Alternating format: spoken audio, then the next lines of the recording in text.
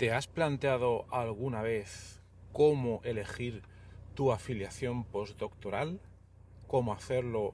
¿Cuál elegir? ¿Si una o varias y en qué condiciones? Pues si te interesa esa pregunta, o si te interesa saber qué significa esta pregunta o qué pregunta es en realidad, quédate al episodio de hoy. Episodio número 200 del podcast. Bueno, episodio 200, venga, no vamos a hacer aquí una fiesta, ya lo haremos otro día. Entonces, episodio número 200 del podcast. Pero antes de nada, yo soy Horacio Pérez y este es el podcast Investigando la Investigación. El podcast donde investigamos cómo investigan los investigadores y qué estrategias y metodologías siguen para poder alcanzar sus objetivos y cómo lo viven. Bien, en el episodio de hoy tenemos una pregunta en audio de un oyente, Alberto Partida. Hola Alberto, pasamos tu pregunta directamente a continuación. Vamos a por ello. Hola Horacio, muy buenas. De nuevo felicitarte por tu podcast. Soy un asiduo oyente del mismo y creo que proporcionas un valor único, sobre todo en lo que es la comunidad hispanohablante.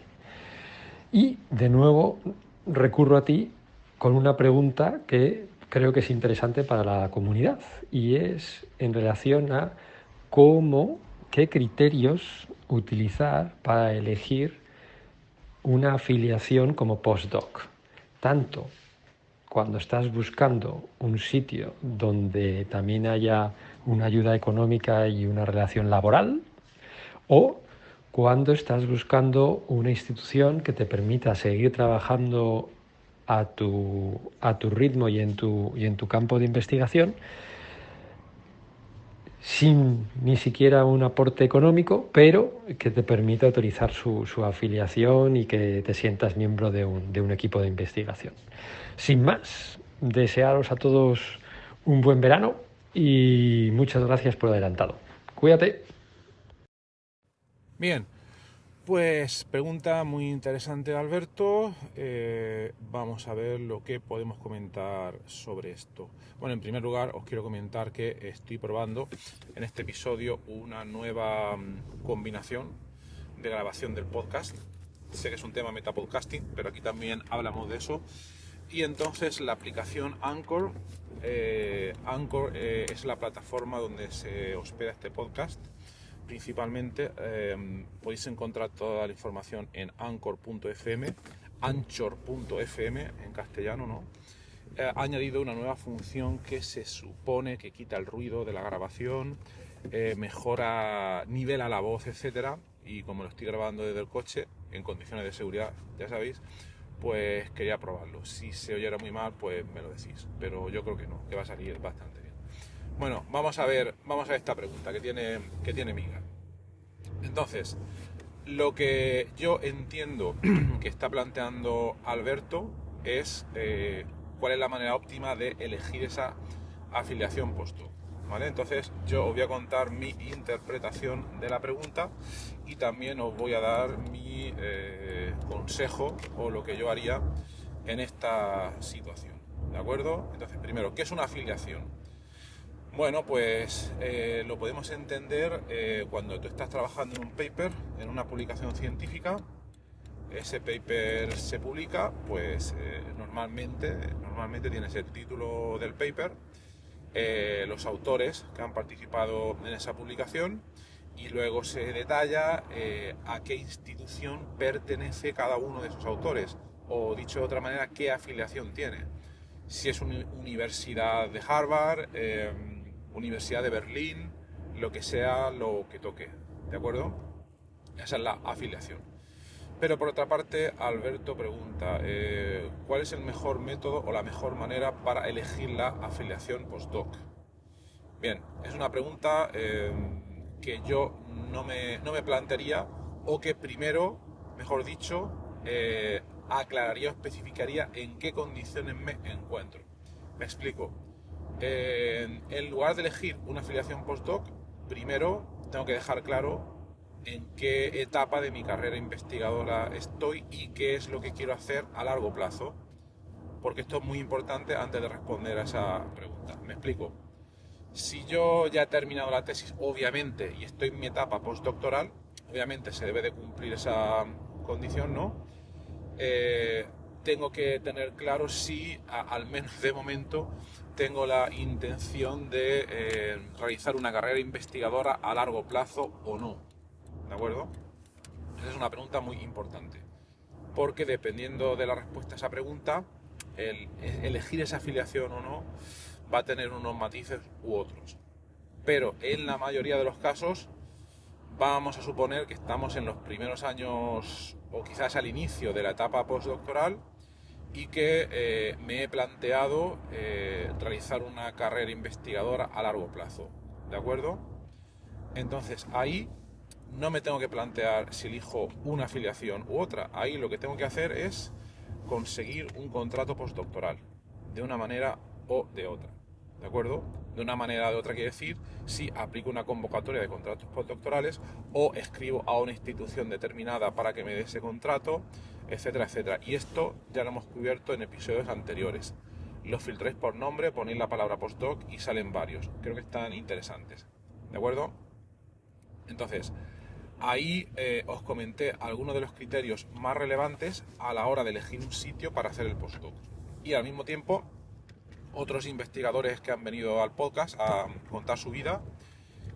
Por ejemplo, tenemos el gran Mariano Barbacid, nos dio un consejo que vale oro a la hora de elegir el postdoc, el sitio para hacer el postdoc, pues lo escucháis. Mejor que lo cuente él, que lo contó de manera bastante clara y rotunda. Pero bueno, lo importante al comenzar el postdoc es elegir un buen sitio, ¿vale?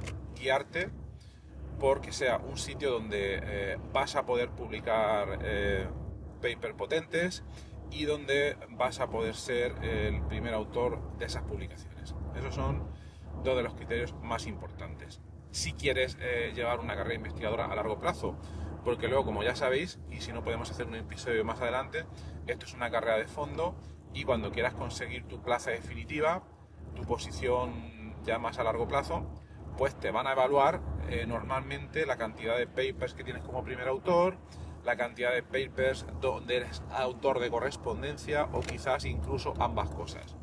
Entonces aquí el tema es, ¿qué tiene que hacer un postdoc para poder conseguir papers en esas condiciones? Pues tiene que trabajar a tiempo completo, por lo menos, por lo menos. No es una condición suficiente, pero sí que es una condición necesaria para poder conseguir ese tipo de publicaciones. Trabajo a tiempo completo. Y luego además hay que tener una estrategia adecuada para, además de trabajar a tope, hacerlo con cabeza y poder conseguir esos resultados de investigación, esas publicaciones. ¿Por qué quiero decir todo esto? Porque veréis, cuando estás trabajando a tiempo completo, tiene que ser porque tienes un contrato, ¿vale? No puedes trabajar a tiempo completo en investigación y hacerlo como una afición a tiempo libre mientras estás en tu casa tendiendo la ropa o poniendo la lavadora, etcétera, etcétera. ¿De acuerdo? Entonces, para poder conseguir eso tienes que tener un contrato. Y si tienes un contrato postdoc es porque previamente ya lo has conseguido a través de una convocatoria o has hablado a través de algún grupo. Entonces aquí lo que se elige no es la afiliación, sino que primero hay que tener claro el objetivo en la carrera investigadora, luego haber contactado con un grupo previamente, un grupo que te interesa, por los motivos que hemos comentado ya anteriormente en otros episodios. No me puedo poner a repetirlo ahora, los escucháis, pero básicamente ahí vais a tener un trabajo a tiempo completo y lo que elegís es el grupo y el grupo va a tener una afiliación determinada. Si el grupo que os interesa para vuestra carrera investigadora está en la Universidad de Burdeos o en la Universidad de Innsbruck, pues tenéis que ir a ese. Y el que esté allí o en otro sitio os tiene que dar ya un poco menos. Hombre, salvando diferencias lógicas. No es lo mismo irte, si eres de España, a una universidad en Francia que tener que irte a Nueva Zelanda. ¿De acuerdo? Hay que tener un poco de lógica y de logística en todas estas cosas. ¿Vale? Entonces, se elige el grupo, se elige la línea de investigación, se elige el área. Y luego ya se filtra por afiliaciones que tengan los grupos con los que vas a hacer el postdoc, si es que puedes hacerlo, y que cumplen esas condiciones. Pero no al revés. No es que se diga, vale, a ver, me gusta la afiliación qué sé yo, Universidad de París y por narices tengo que conseguir allí pues hacer el postdoc. Yo no lo recomendaría. No lo recomendaría porque dependiendo de la investigación que hagas o no, se puede dar un matching con esos grupos, pero muchas veces es difícil. Hay gente, hay gente que lo que hace es forzar la situación para hacer el postdoc en un sitio de renombre y de prestigio. Por ejemplo, el MIT, Massachusetts Institute of Technology, o Universidad de Harvard, o cosas de este tipo, porque luego en el currículum se supone que queda muy bien, ¿no? Pero yo no estoy de acuerdo con eso. Tened mucho cuidado con todo ese tipo de casos, porque luego os podéis dar un batacazo al ir a esos sitios. No es condición suficiente que tú quieras hacer el postdoc en la Universidad de Harvard, por poner un ejemplo, y luego vayas allí y no encajas con los grupos que hay, o los grupos que hay pasan de ti, pueden pasar cualquier cosa. Entonces, insisto, lo primero que hay que escoger es tener claro si quieres hacer el postdoc o no, si quieres conseguir una carrera investigadora a largo plazo, y luego elegir un grupo o varios grupos que cumplan pues esas condiciones, ¿de acuerdo? Y luego ya pues la afiliación pues es lo último, porque ahí ya no te tendrás que escoger la afiliación en realidad, ¿de acuerdo? Bueno, ahora vamos a un tipo de situación que es un poco menos frecuente y donde quizás sí que se puede escoger la afiliación. Este sería el caso de donde hay alguien que ya ha terminado el doctorado y quiere hacer el postdoc por simple afición. Quiere seguir investigando, pero no es que quiera luego a largo plazo estabilizarse como investigador, simplemente lo tiene pues como una afición. Entonces hace el postdoc como algo a tiempo libre y sin salario, sin retribución económica. Lo hace por sus propios medios y a su ritmo, normalmente a un ritmo despacio y sin grandes aspiraciones de obtener una publicación súper potente o aparecer como primer autor o como aparecer como autor de correspondencia, etcétera, en condiciones, digamos, un poco relajadas. ¿Puede pasar esto? Sí, pero no es para nada lo común, ¿de acuerdo? La situación común es la que hemos comentado anteriormente, pero esta también se puede dar. Hay gente para todo y también está bien que en lugar de ponerte a ver Telecinco por la noche, pues hagas un postdoc a tu tiempo libre, ¿vale? Tampoco está mal. Y también decir que incluso a veces en estas condiciones que son un poco más relajadas y donde ya no hay presión por publicar, la gente tiene más ideas felices y consigue resultados más espectaculares. Entonces también puede ser interesante. Bueno, pues vamos a suponer que tenemos esa persona que en su tiempo libre va a hacer ese postdoc en el tema que le salga de las narices, ¿vale? Y aquí ya sí que se puede elegir, en mi opinión, la afiliación. Aquí ya te pueden marcar un decir, vale, pues voy a seguir investigando en zoología neandertal, perdón, por decir algo, lo primero que se me ha pasado por la cabeza. Entonces, además quiero que este postdoc lo haga a distancia. Obviamente tendría que ser a distancia, en el caso de que quieras coger una afiliación extranjera. Si yo vivo en Madrid, vivo en Barcelona, vivo en Caracas, entonces vamos a suponer que ese postdoc a tiempo libre lo quiero hacer con otra universidad extranjera. Pues nada, ya elegiría esa universidad. Por lo que sea, me da gusto o quiero tener esa afiliación, aquí sí que la escojo, o la Universidad de Harvard, un ejemplo arquetípico, y ahí ya pues, ahí ya busco grupos y los contacto. Y le digo, mira, estoy investigando en este tema, trabajo a tiempo libre, me gustaría trabajar con vosotros porque sois un grupo de referencia, eso sí, estoy a tiempo libre y nada, ¿qué te parece? ¿Podríamos colaborar? ¿No podríamos colaborar? Y aquí pueden pasar por muchas cosas. Yo creo que normalmente va a ser difícil que os respondan, porque si es un grupo medianamente potente, van a decir, vale, aquí viene una persona que quiere colaborar con nosotros, quiere hacerlo a tiempo libre, pero yo creo que van a temerse que va a ser una pérdida de tiempo, porque una persona en esas condiciones va a producir poco, va a ir muy lento, va a ser difícil comunicarse con ella. Claro, si es una persona que tiene un trabajo a tiempo completo durante el día y que por las noches trabaja en estas aficiones, entre comillas, no va a ser posible hacer videollamadas con esa persona, etcétera, ni tampoco verla en persona, ¿no? Entonces va a ser difícil, va a ser complicado. ¿Se podría dar la situación? Sí, ¿por qué no? ¿Por qué no? Pero yo creo que va a ser algo bastante poco probable. No obstante, si os hace ilusión, pues intentarlo, contactar a varios grupos. Esto lo comentaba también en un episodio anterior del podcast. A veces es la ley de los grandes números, ¿vale? No enviéis un email al grupo de Harvard y que os digan no o no os responda y ya os deprimáis. No, eso no es una actitud. Por lo menos contactar a 10 o 20 grupos que tengan sentido dentro de esa misma universidad. Obviamente, cuanto más grande sea esa universidad, más grupos habrán que tengan probabilidades de querer o poder colaborar con vosotros, ¿vale? Esa es una opción. Y si no, también podéis probarlo de manera local. Imaginaos que estéis en una ciudad relativamente grande, vamos a suponer Berlín otra vez, París, Ámsterdam o lo que sea. Entonces aquí ya quizás vais a poder ver en persona a esos otros grupos, ¿vale?